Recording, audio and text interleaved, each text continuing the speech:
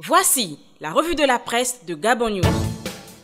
Bonjour à tous, commençons cette revue de la presse par la situation épidémiologique du Covid-19 au Gabon. Et c'est l'hebdomadaire L'Aube qui sonne l'alerte en disant que c'est grave. Si le journal relève que toutes les provinces du Gabon sont désormais touchées par la pandémie, le torchon brûle entre Vané, Obian et Mougougou. Le communiqué de presse du syndicat des médecins fonctionnaires du Gabon a vibré tel un séisme d'une intense amplitude dans le secteur de la santé. Les médecins fonctionnaires, conduits par le docteur Mougougou, ont asséné des coups au docteur Guy-Patrick Obian et à Marie-Thérèse Vané, la patronne du CHUL. Entre autres coups reçus, la description apocalyptique des structures sanitaires du Gabon. On parle de vétusté de nos plateaux techniques laissés à l'abandon par nos gouvernants, les ruptures incessantes en oxygène dans un hôpital pourtant en première ligne de la prise en charge des patients Covid-19. Le CIMEFOGA s'est aussi demandé comment prendre en charge des patients, en particulier les Covid positifs, sans scanner et laboratoire fonctionnel. Au regard de ce tableau sombre, le journal se demande alors de quoi parle Guy-Patrick Obian lorsqu'il affirme que le gouvernement fait tout pour protéger les Gabonais de la Covid-19.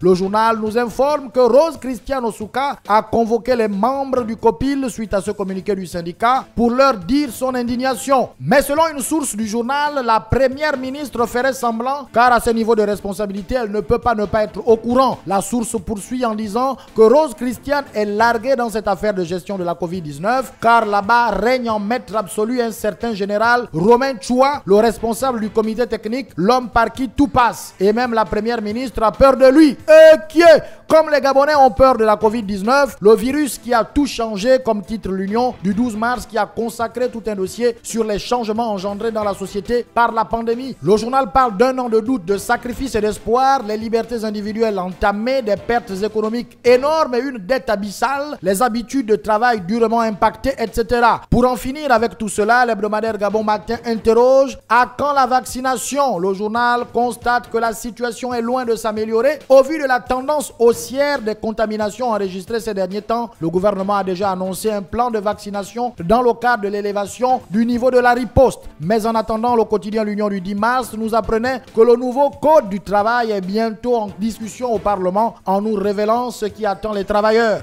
Dans ce nouveau code, les modalités de règlement des conflits, l'exercice du droit de grève, la gestion du temps de travail, la simplification des procédures occupent une bonne place. On parle de plus de 413 articles contre 381 dans l'ancienne loi. Fruit de la concertation et du dialogue entamé depuis 2015, ces discussions autour de cette réforme, nous apprend le journal, n'ont pas toujours été un long fleuve tranquille. Et parmi les nouveautés auxquelles il faudra s'habituer dans ce nouveau code, le journal nous apprend que le service minimum est désormais obligatoire pour toutes les entreprises. Lors du déclenchement d'un mouvement de grève, il est de 3 heures de temps de travail journalier répartis sur la journée en dehors des heures de pause. Et en parlant de travail, Nourdine Bongo Valentin nous informe l'hebdomadaire La Calotte, revendique une culture des résultats, d'où son titre tiré d'une interview qu'il a accordée à l'agence Ecofin. Je cite, « Les Gabonais me jugeront sur les résultats et non sur un délit de patronyme ». Fin de citation. Le journal qui note que ces derniers mois, la gouvernance au Gabon a pris un sérieux coup de jeune. Nommé coordinateur général des affaires présidentielles, Nourdine Bongo n'hésite pas à appliquer à la gestion publique certaines méthodes du management privé. Le journal a publié in extenso l'interview du jeune coordinateur dans ses colonnes. Le bi-hebdomadaire Lombanja s'est indigné du déroulement des obsèques de maître Fabien Méré et affiche dans sa une la haine jusqu'à la tombe. Le journal qui rappelle que des traditions bantoues, la mort est un événement qui suspend les querelles, les inimitiés de longue date. Ne s'explique pas toujours l'attitude du ministre de l'Intérieur, Lambert Noël Mata, qui s'est opposé à l'hommage national que les amis politiques et l'ensemble des Gabonais ont voulu rendre à l'illustre disparu. S'il note que la décision de Mata est motivée par le respect des mesures prises dans le cadre de la lutte contre le coronavirus